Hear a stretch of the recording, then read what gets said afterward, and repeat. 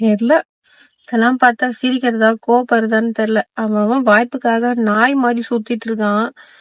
இவரு ஈஸியா ஆனா ஆஹ் அரசியல்வாதி இருந்தா அரசியல்வாதி பிள்ளைக்கு ஈஸியா சீட் கிடைக்குது. அதே ஆக்டிங்ல எடுத்துட்டா ஆக்டர்ஸா இருந்தா அவங்க பசங்களுக்கு ஈஸியா வாய்ப்பு கிடைக்குது. அப்ப மத்தவங்க எல்லாம் என்ன பண்றதுன்னு தெரியல.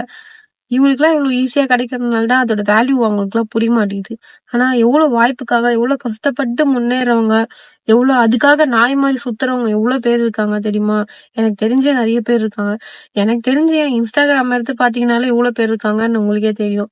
சோ தகுதியா இருக்கிறவங்களுக்கு தான் எல்லாமே போய் சேரணும்னு நான் நினைக்கிறேன். தகுதியே இல்லாம அன்னார் புள்ள இவங்க பையன் அவங்க பையன் அப்படின்னு போய் சேரதுல அந்த பெருமையை அன்றாட அசிங்கம் தான் பண்ணணும் அவங்க. எனக்கு தெரிஞ்சு இருக்கிறவனை வளர்த்து விடுறதுல எந்த பிரோஜனமும் இல்லை. எதுவுமே இல்லாதவனை வளர்த்து விடுறதுல ஏதாவது பிரோஜனம் இருக்கு?